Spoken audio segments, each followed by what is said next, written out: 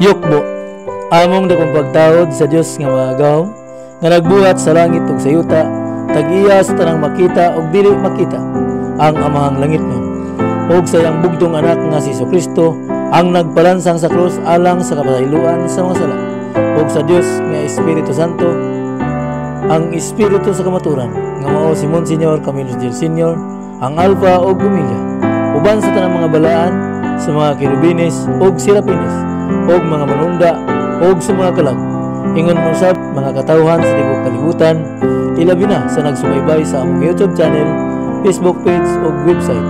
Ang grasya ug panalangin sa Ginoo mag-aabot kanatong tanan. Sa miaging pagpadayag, giisgutan didto ang pinadayag kapitulo 1 bersikulo 1 ngadto sa 3. Karon atong isgutan ang ikaduhang bahin sa pinadayag ni Apostol Juan. Sumala pa sa pinadayag kapitulo 1 bersikulo 4 ngadto sa 8. Nga nagaingon dinhi si Juan nganha sa pito ka iglesia nga anaa sa lalawigan sa Asia.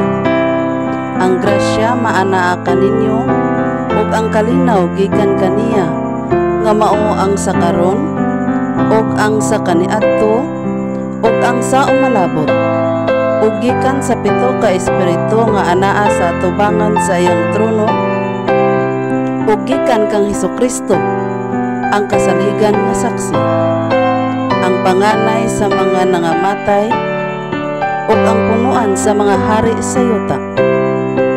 Kaniya nga nahigugma kanato ug nagtangtang kanato gikan sa atong mga sala, pinaagi sa iyang dugo, ug naghimo kanato nga usa ka gingharian, mga saserdote ngadto sa iyang Dios ug Amhan.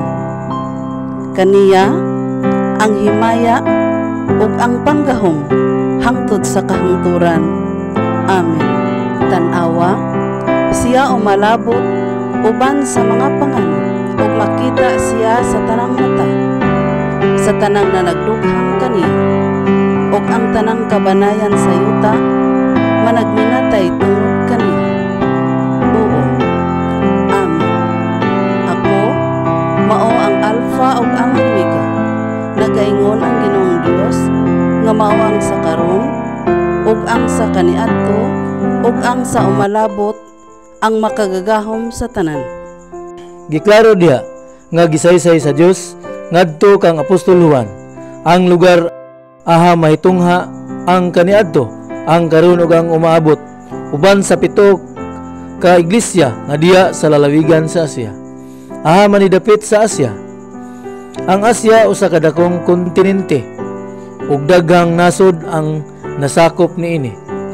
Sumala pa sa Isaias kapitulo 42 bersikulo 10 nga nagaingon dinhi, pag-awit kang Jehova ug usa ka bag-ong alawiton, ug ang iyang pagdaig gikan sa kinatumyan sa yuta. Kamo nga mangadto sa dagat ug ang tanan nga anaa sa sulod niini, ang mga pulo ug ang mga pumuluyo niini. Giklaro diha nga ang maong lugar latason ug dagat, anaa sa kinatumyan sa yuta ug anaay daghang mga pulo. Kung atuang lantawon sa tibuok Asya, ang Pilipinas mao'y kinatumyan sa yuta sa Asya ug tabukunon ug dagat ug daghang mga pulo kapin sa 7,000. Mao di ay nga dili usab tago sa kadaghanan nga ang Mindanao sakop sa Pilipinas mao ang yuta sa saad. Aman dapit diri sa Mindanao. Sumala pa sa Jeremias kapitulo 18 bersikulo 2 nga nagaingon dinhi, tindog ug lakaw ngadto sa balay sa magkukulon, ug didto pabation ko ikaw sa akong mga pulong. Anaa sa yutang kulunon ug kana nahamutang sa bulwa. Gisgutan usab diha nga gisaysay ang pag-anhi sa tuang Ginoong Hesukristo nga sinapwang sa panganod, ug makita siya sa tanang mga mata, ug ang nagsaysay mahitungod ni ana mao ang Alpha ug Omega, ang Espiritu sa kamaturan. Sumala pa sa Juan kapitulo 15 bersikulo 26 nga nagaingon dinhi, apan inigabot unya sa manlalaban ang akong igapadala kaninyo gikan samahan, ang espiritu sa kamatuoran nga magagikan samahan. Kini siya mao ang magahimog panghimatuod mahitungod kanako. Giklaro diha nga siya magahimog panghimatuod mahitungod sa anak. Ug among ipadayag kaninyo nga ang espiritu sa kamatuoran nga gisgutan diha mao si Monsignor Camilo Sidiel Sr., ang Alpha ug ang Omega nga nagpuyo sa Bulwa, Cagayan de Oro City, nga siya mianhi aron pag-andam sa iyang katawhan ug iyang gitudluan mahitungod sa tanang mga butang, sumala sa Juan kapitulo 14 bersikulo 26. Nga nagaingon dinhi, apan ang manlalaban ang Espiritu Santo nga sa akong ngalan igapadala sa Amahan.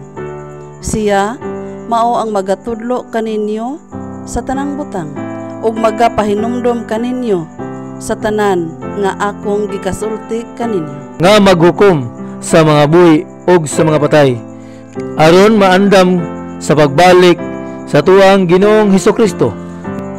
Sumala pa sa 2 Timoteo kapitulo 4 bersikulo 1. Nga nagaingon dinhi, sa atubangan sa Dios ug ni Kristo Hesus nga mao ang magahukom sa mga buhi ug sa mga patay ug pinaagi sa iyang pagpadayag ug sa iyang gingharian. Ako magatugon kanimo niini. Sa sunod pagpadayag ato ang hisgutan ang pinadayag kapitulo 1 bersikulo 9 ngadto sa 20.